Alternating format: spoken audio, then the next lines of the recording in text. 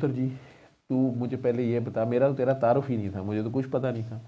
और मैं तो आपको, आप जिस तरह से रोई थी उस दिन, मेरा ख्याल पिछले से पिछले दुआ सेशन 15 दिन पहले की बात है, तो आप बेतरह से रोई थी, सारी रात आप बैठी नहीं थी और मेरे बार बार नज़र आपकी तरफ जाती थी कि ये एक बच्ची कोई नहीं है। फिर मैंने कहा शायद मैंने यही अंदाज़ा लगाया कि काकी के साथ आप आए हो, नीला जी के साथ, तो मैं कहा शाह साहब किसी ने भी ले आ सकते ने, अगे भी 2-3 बारी लाए ने, तो मैंने कहा ये छोटी बच्ची है तो हो सकता है अब ले आइए, मैं इसे क्या कहूँ। लेकिन आपने सुबह कोई भी लिहाज नहीं किया, तो सब जा रहे थे और आपने उस वक्त रोते हुए बाबा बाबा शुरू कर दी। मैंने आगे से तसल्ली देनी शुरू कर दी कि शायद ये आई भी 1-2 हफ्तों के बाद थी, तो मैं समझा कि अल्लाह रहम करे, शायद कोई ऐसी बात है। तो मैं आपको वो कहना शुरू हो गया कि रोते नहीं हैं, बाबा को तकलीफ़ होती होगी वहाँ। उस पर अम्मा ने तड़प के कहा कि नहीं नहीं अब्बा जी, ये अथी ने वैसे ज़रा लब देनी पे। तो वो कहाँ गुमे हुए थे, कहाँ थे, क्या था? मेरे पापा अरेस्ट हुए हुए थे। अरेस्ट हुए हुए थे? जी हाउस अरेस्ट? नहीं, हाँ, वो पॉलिटिकल केस में अरेस्ट हुए हुए थे। पॉलिटिकल केस में अरेस्ट हुए हुए थे। वो क्या कर रहे थे पॉलिटिकल? वो नहीं मुझे पता।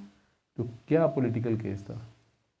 वो पॉलिटिकल केस में अरेस्ट हो गए थे और मतलब अब इस फरवरी में 7 साल हो जाने थे, तो अरेस्ट हुए हुए। 7 साल से अरेस्ट हुए हुए थे? जी, तो उनका ना केस कोई सॉल्व होने पे आ रहा था ना 7 साल से मतलब है 2019 से? जी, वो क्यों, किस लिए अरेस्ट हुए?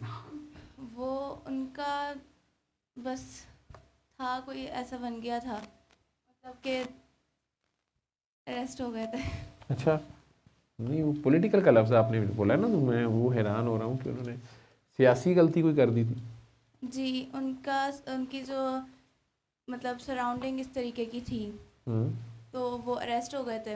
हम्म, अब फेब में इनको 7 साल हो जाने थे पापा को अरेस्ट हुए हुए। तो मैं 2 वीक पहले आई थी हम्म, यहाँ पे मम्मा के साथ, हम्म, तो आपने जैसे बताया मैं रोने लग गई थी। हम्म, तो वो रो के आपने मुझे दुआ करने का कहा था। हम्म। तो उसी के नेक्स्ट वीक में मुझे फिर उधर कॉल आ गई थी कि भाई आपके पापा की बेल हो गई है। हम्म।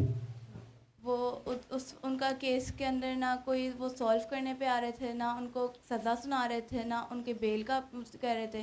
मतलब बिल्कुल एक अटका हुआ ही था, वो वैसे तंग कर रहे थे? बस तंग कर रहे तो थे। अब घर आ गए हैं या अभी उधर ही हैं? अभी बेल सिर्फ अप्रूव हुई है, तो हम्म, उनके हो सकता है नेक्स्ट वीक पापा के साथ ही आए इंशाल्लाह। इंशाल्लाह। तो पापा से बात हुई फ़ोन पे या नहीं, है वो नहीं अभी हुई? पापा का फ़ोन आया था, बात हुई थी, हम्म, तो वो कह रहे थे कि बस आ जाऊँगा अब मैं। हम्म। वो तो वैसे एक मतलब हर महीने जब उनका फ़ोन आता है वो यही कहते हैं कि आ जाऊँगा, अगले महीने आ तो जाऊँगा, ये अगले मिठाई महीने। फिर तू क्यों ले आई, अभी तो वो घर नहीं आए? उनकी बेल अप्रूव हो गई है, वो बस आ जाएंगे। मैं नहीं ये मिठाई खानी, तुसी सारे हिस्सा दोगे जड़ा जड़ा खाओगे भाई। लेकिन मुझे तू हंसती हुई बड़ी प्यारी लग रही है, हैं? अल्लाह सब काकियों के सरों पे उनके बाबा सलामत रखे, खैर से। जिनके अभी नहीं आए वो भी जल्दी आ जाएं। आ इसका जाएंगे मतलब है वो भी। पूरी कौम में से किसी ने इमरान खान के लिए इस तरह दुआ नहीं की।